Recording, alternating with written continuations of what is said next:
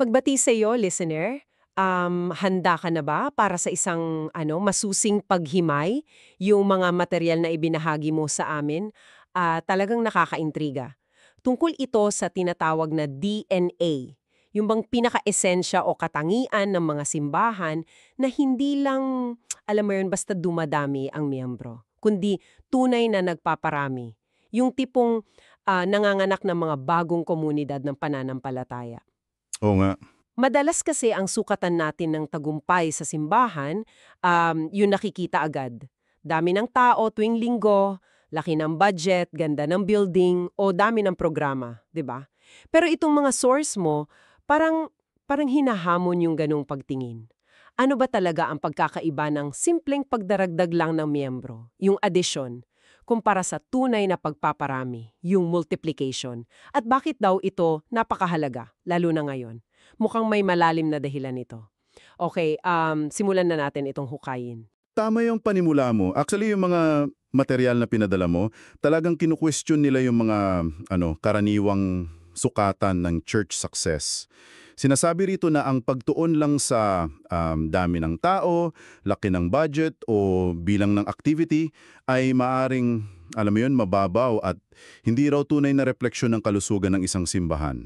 Ang totoong marka raw ayon dito sa mga sources ay hindi kung gaano karami ang naiipon ng isang community, kundi kung gaano ito kaepektibo sa pagpaparami sa pagluluwal ng mga bagong komunidad na may daladala ring ebanghelyo at kakayahang magparami pa.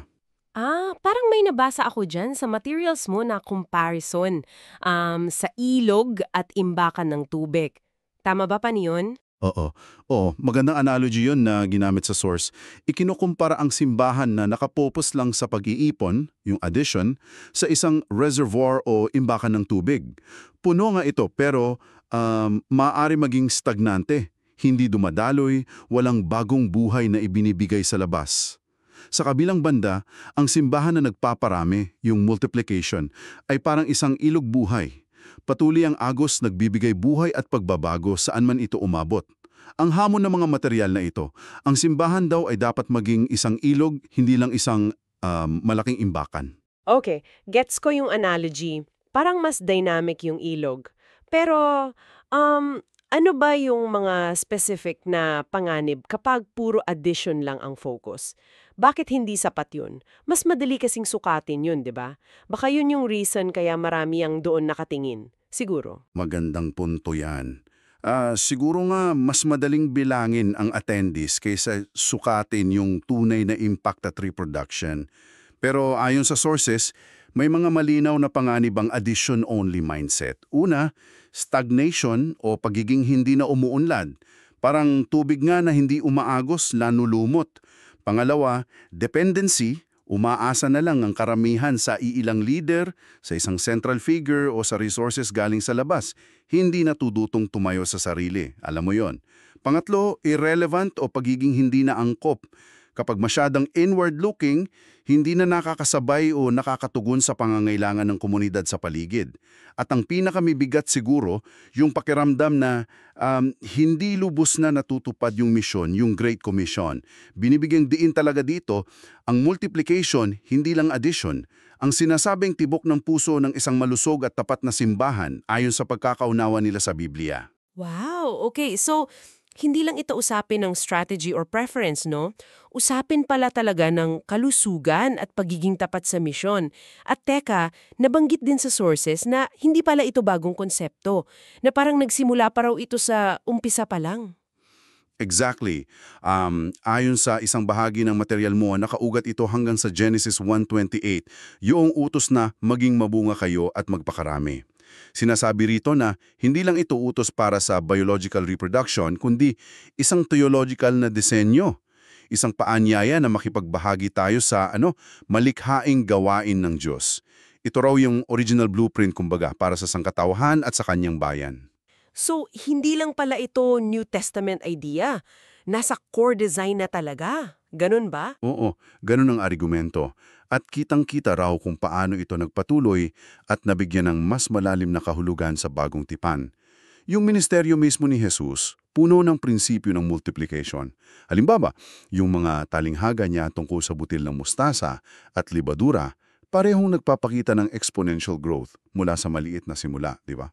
At syempre, yung Great Commission sa Mateo 28, hindi lang basta gumawa ng mga mananampalataya, kundi gumawa ng mga alagad na gagawa rin ng mga alagad. Implicit doon yung multiplication. Tapos, yung sa aklat ng gawa, Acts, ito yung part na nakaka-excite kapag pagbasahin sa sources mo eh. Parang ang bilis ng paglago nila. At sinasagi doon na hindi lang sila basta nag-ipon ng maraming tao sa isang malaking gusali. Tama ba? Paano sila lumago nun? Tama ka.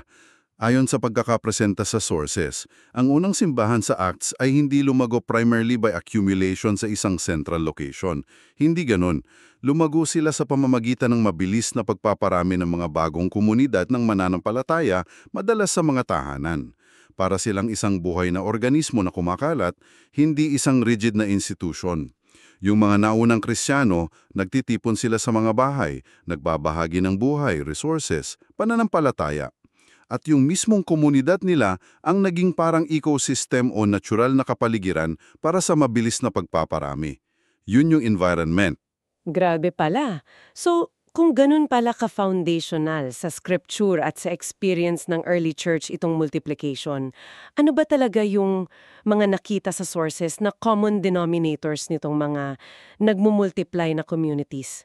Ano yung sinasabi nilang DNA na dapat taglayin? Okay, dito na tapasok yung 7 pangunahing katangian o core traits na na-identify sa mga material mo bilang bumubuo sa DNA ng isang nagpaparaming simbahan. Ito raw yung mga palatandaan ng tunay na kalusugan at kakayahang magparami. Simulan natin sa una. Nakaugat sa panalangin, prayer-centered. Sinasabi rito na ang panalangin ang hininga ng simbahan. Hindi lang ito basta activity, kundi dito raw humumugot ng direksyon, karunungan at kapangyarihan para sa misyon.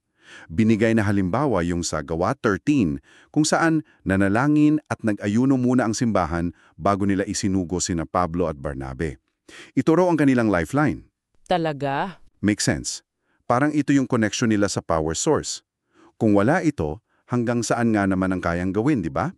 Okay, ano pa? Pangalawa, nakaugat sa Biblia. Bible-rooted. Ang salita ng Diyos, ang Biblia, ang hindi natitinag na pundasyon at sukatan para sa lahat sa kanilang paniniwala, sa doktrina, pamumuhay at sa kanilang misyon.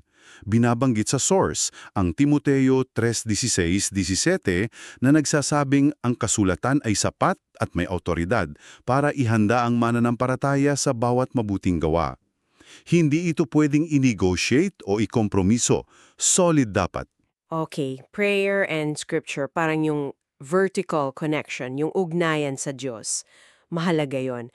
Paano naman yung sa leadership at sa mga tao mismo sa loob ng community? May sinasabi ba dyan? Meron. Yung pangatlo ay pinamumunuan ng mga lingkod, servant-led. Dito, ang pamumuno ay hindi raw paghahari o pagkokontrol, kundi paglingkod at pagpapalakas sa iba, yung empowerment. Gaya ng modelong ipinakita mismo ni Jesus sa Marcos 10:45. Ang mahalaga rito, sabi sa source, ang mga leader sa ganitong simbahan ay hindi lang nag-aatrok ng followers, kundi aktibong nagpapalaki at nagpaparami ng iba pang leader. Ito raw ang isa sa mga susi sa multiplication, leadership, multiplication. Oh, hindi lang followers ang pinoproduce, kundi leaders din. Crucial yon sa pagpaparami, no? Kasi kailangan ng mga ngunguna sa mga bagong communities. Okay, leadership. Ano pa? Yung samahan mismo, kumusta? Oo, yan ang pang-apat. Tunay sa pagsasamahan, authentic in fellowship, koinonia. Hindi lang ito yung formal na pagkikita-kita tuwing linggo. Ang tinutukoy dito ay yung malalim na ugnayan, yung may pagiging bukas sa isa't isa, yung vulnerability, may pananagutan, accountability, at tunay na pagmamalasakitan, yung mutual care. Binabanggit yung halimbawa sa Gawa 2:42-47 kung saan kitang-kita yung buhay na community ng mga naunang mananampalataya. Talagang nagtutulungan sila. Ito siguro yung sticky factor, no? Yung nagpapanatili sa mga tao at nag-a-attract din ng iba. yung realidad ng community. Mukhang mahalaga nga. Okay, number 5. Ikalima, nakatuon sa missional in posture. Ang isang nagpaparaming simbahan daw ay laging nakatingin palabas. Yung kanilang existence ay hindi lang para sa sarili nila.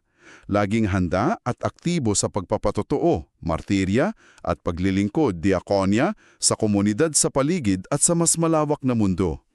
Hindi raw ito isang departamento lang o isang programa, kundi bahagi ng kanilang pagkakakilanlan. Nasa DNA na nila yung pagiging misyonal. So, hindi inward-looking. Laging palabas ang tingin, laging nagtatanong, paano tayo makakaabot pa ng iba? Ganon. Okay, yan ang panglima. 2 na lang. Pangalim, malinaw sa pagpapatotoo, clear in witness. Hindi lang basta palabas ang tingin, kundi malinaw, may paninindigan at madaling maunawaan yung kanilang ibinabahaging mensahe ng Ebanghelyo, yung balita tungkol kay Kristo. Sinasabi sa unang Pedro 3.15 na dapat laging handang ipaliwanag ang pag-asa na nasa atin, pero may kahinahunan at paggalang. Relevant at clear ang komunikasyon. Importante yon. Malinaw at relevant dapat ang message. Got it. At yung panghuli, ano yung ikapito? At ang ikapito, pandaigdigan sa pananaw, global in vision. May malalim na pag-unawa na ang misyon na ipinagkatiwala sa kanila ay hindi lang para sa kanilang barangay o syudad. Ito ay para sa lahat ng bansa, lahi at kultura, alinsunod sa utos sa Mateo 28:19 at Gawa 1.8. Kahit maliit na community pa lang sila, may puso na sila para sa buong mundo. Global ang thinking. Wow, okay, 7 sila.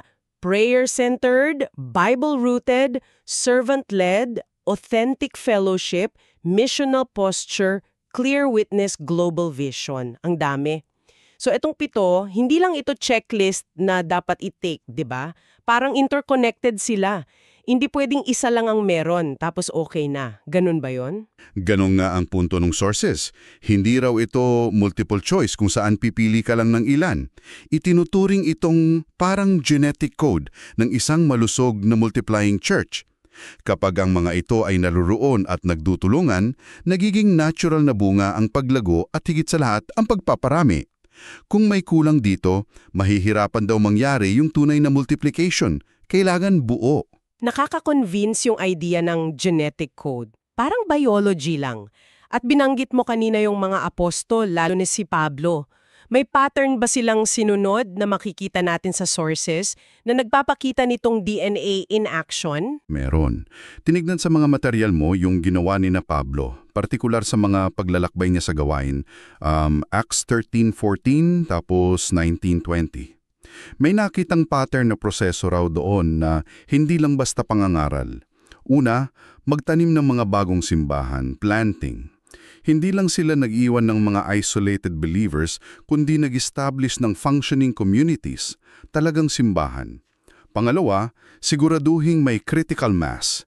Ibig sabihin, tinitiyak nilang may sapat na bilang ng mga tapat at committed na mananampalataya para kayanin ng bagong community na mabuhay at magpatuloy ng mag-isa. Hindi yung kumpul lang na madaling malusaw. Kailangan may substance. Pangatlo, panatilihing malinaw ang gospel DNA. Sinigurado nilang buo at hindi nababawasan ng esensyal na mensahe ng Ebanghelyo na ipinapasa. Core message, intact.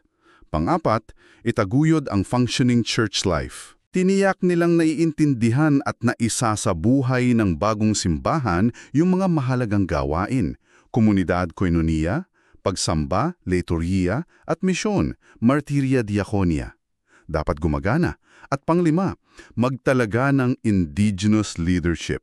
At ito raw ang cornerstone. Nagtatalaga sila ng mga leader mula mismo doon sa lokal na komunidad. Ibig sabihin, hindi na sila yung team ni Paul ang nagpapatakbo araw-araw.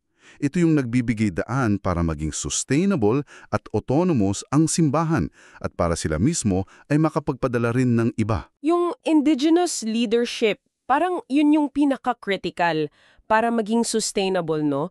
Para hindi sila forever dependent sa nagplant sa kanila, tama ba? Eksakto. Ito yung nagbibigay kakayahan sa simbahan na tumayo sa sarili at eventually magparami pa. Ito yung exit strategy kumbaga ng mga apostol. Hindi sila nagstay para kontrolin lahat, nagtitiwala sila. Pero mukhang ideal scenario ito. Ang ganda pakinggan ng pattern, pero sigurado ako hindi ito ganun kadali. Sinasabi rin ba sa sources na may mga hadlang o challenges dito sa pagpaparami? Ano yung mga karaniwang pitfalls? Oo naman, realistiko din yung mga material. Inisa-isa rin doon ang mga karaniwang hamon. Una, yung panganib na mapaggamalang kalusugan ang sobrang daming aktibidad o programa. Yung busyness is not necessarily fruitfulness. Pwedeng mukhang maraming nangyayari, pero walang tunay na life transformation o multiplication na nagaganap.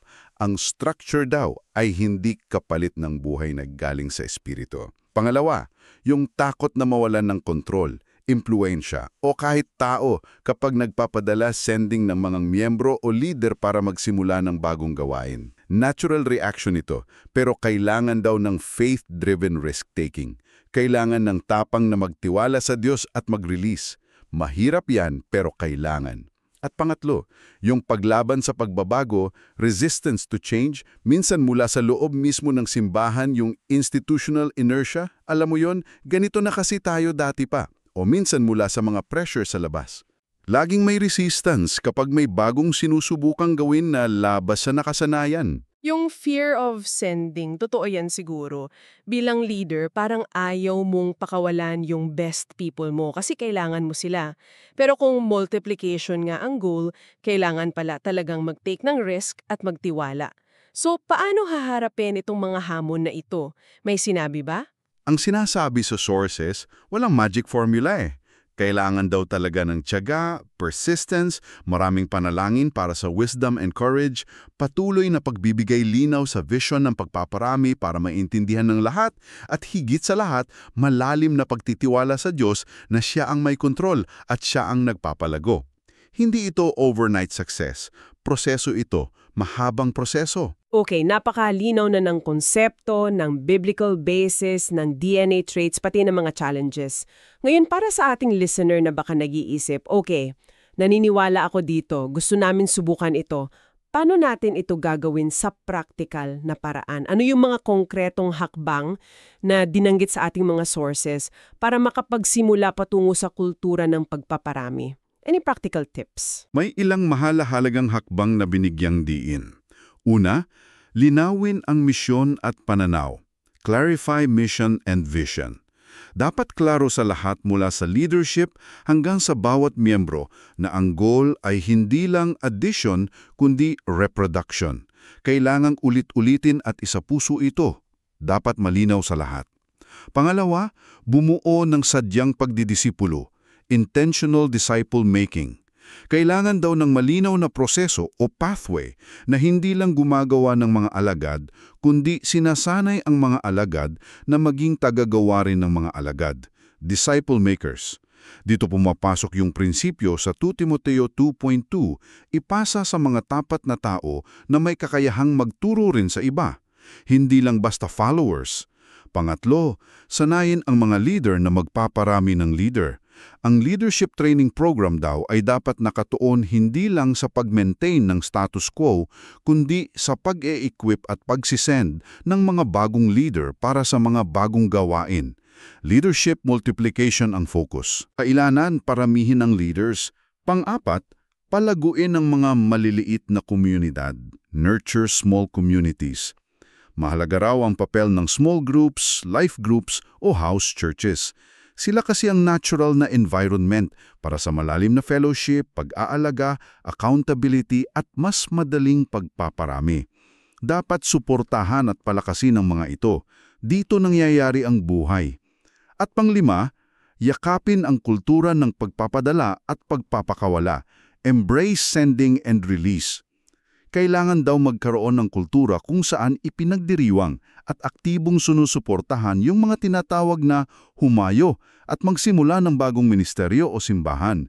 Kahit pa ibig sabihin nito ay mababawasan pansamantala ang Mother Church, dapat may celebration pa nga eh. Mukhang malaking shift ipo sa mindset at sa culture ng isang simbahan.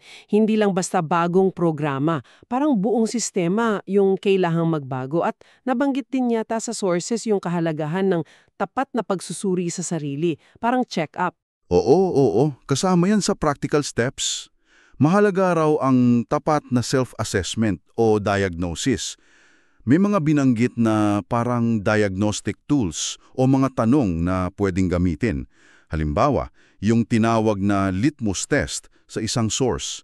Tanungin ang sarili kung biglang umalis ang founding pastor o ang main financial supporter, kaya bang magpatuloy ng simbahan ng mag-isa? Yung autonomy ba? O kaya, nakikita ba natin yung 7 core traits na napag-usapan natin na buhay sa ating community? Present ba sila? Ang punto raw ng pagsusuri ay hindi para manghusga o ma-discourage, kundi para matukoy kung saang mga area pa kailangang lumago at mag-mature ang simbahan para maging handa at epektibo sa pagpaparami, para malaman kung saan magfo-focus. Napakahalaga niyan, yung tapat na pagsusuri para sa paglago. Okay, listener, habang tinatapos natin itong ating malalim na paghimay sa mga material mo, nakita natin na ang pagpaparami hindi lang pagdadagdag ang itinuturo dito bilang tunay na tanda ng kalusugan at katapatan sa misyon ng simbahan.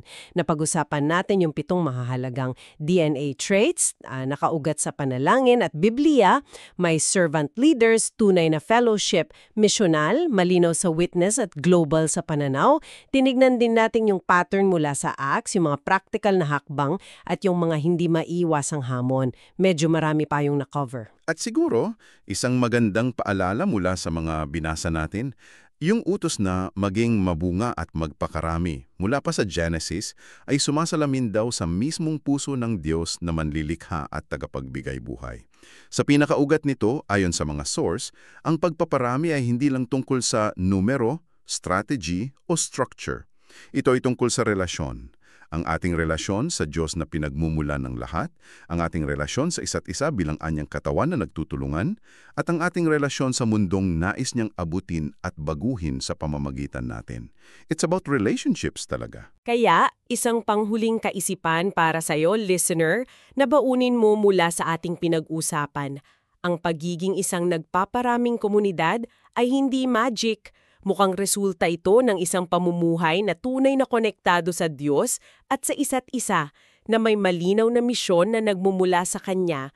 Mula doon sa 7 DNA traits na ating hinimay: prayer-centered, Bible-rooted, servant-led, authentic fellowship, missional, clear witness, global vision. Ano kaya ang isang katangian na nararamdaman mong kailangang mong personal na simulang isabuhay ng mas malalim, ipanalangin ng mas taimtim o pagtuunan ng pansin para sa iyong sarili o para sa iyong komunidad simula ngayon? Isa lang muna para pagmuli-munihan. Salamat sa iyong pakikinig at sa pagbabahagi ng mga material na ito para sa ating malalim na pagtalakay na yon. Hanggang sa muli.